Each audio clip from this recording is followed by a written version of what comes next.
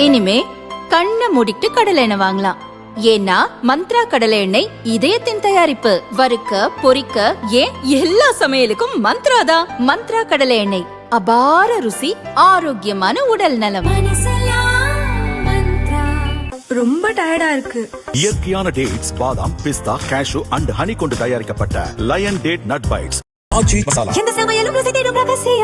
ரூபாய்.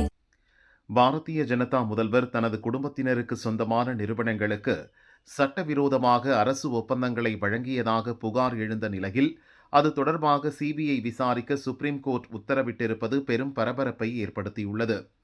வடகிழக்கு மாநிலமான அருணாச்சல பிரதேசத்தில் முதல்வர் பெமா காண்டு தலைமையில் பாரதிய ஜனதா ஆட்சி நடக்கிறது. 2024 சட்டசபை தேர்தலில் 3வது முறையாக வெற்றி பெற்று அவர் முதல்வராக பொறுப்பேற்றார்.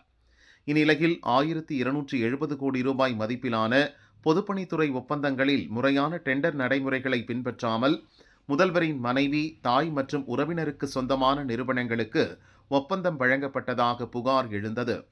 இது தொடர்பாக தன்னார்வ தொண்டு நிறுவனங்கள் சார்பில் சுப்ரீம் கோர்ட்டில் பொதுநல மனு தாக்கல் செய்யப்பட்டது. அதில் பெமா காண்டுவின் தாய் ரின்சின், உறவினர் ஷெரிங் டாஷி ஆகியோருக்கு சொந்தமான பிராண்ட் ஈகிள்ஸ் மற்றும் அலையன்ஸ் உள்ளிட்ட நிறுவனங்களுக்கு டெண்டர் கோரப்படாமல் பொதுப்பணித்துறை ஒப்பந்தங்கள் தரப்பட்டுள்ளன. மொத்தம் 1270 கோடி ரூபாய் மதிப்பிலான இந்த ஒப்பந்தங்களால் முதல்வரின் குடும்பத்தினர் பயனடைந்துள்ளனர் என்று தெரிவிக்கப்பட்டிருந்தது. நீதிபதிகள் விக்ரம்நாத், சந்தீப் மேத்தா மற்றும் நீதிபதி அஞ்சாரியா அமர்வு முன்பு இந்த மனு விசாரணைக்கு வந்தது. அப்போது நீதிபதிகள் அதிரடி உத்தரவை பிறப்பித்தனர். அரசு ஒப்பந்தங்களில் முறைகேடுகள் நடந்திருப்பதாக எழுந்துள்ள புகார் குறித்து சிபிஐ முதல்கட்ட விசாரணை நடத்த வேண்டும்.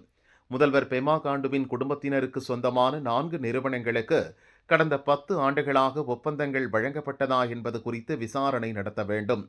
தேவையென்றால் அதற்கு முந்தைய ஆண்டுகளை கூட விசாரணைக்கு எடுத்துக் கொள்ளலாம். சிபிஐ தனது முதல்கட்ட விசாரணை அறிக்கையை 16 வாரங்களுக்குள் தாக்கல் செய்ய வேண்டும். அதில் முழுமையான குற்றவியல் விசாரணை தேவையா என்பதை தெளிவுபடுத்த வேண்டும். விசாரணைக்கு மாநில அரசும் முழு ஒத்துழைப்பு தர வேண்டும் என்று தங்கள் உத்தரவில் நீதிபதிகள் கூறியிருந்தனர். இந்த விவகாரம் தேசிய அளவில் பரபரப்பை ஏற்படுத்தியுள்ளது.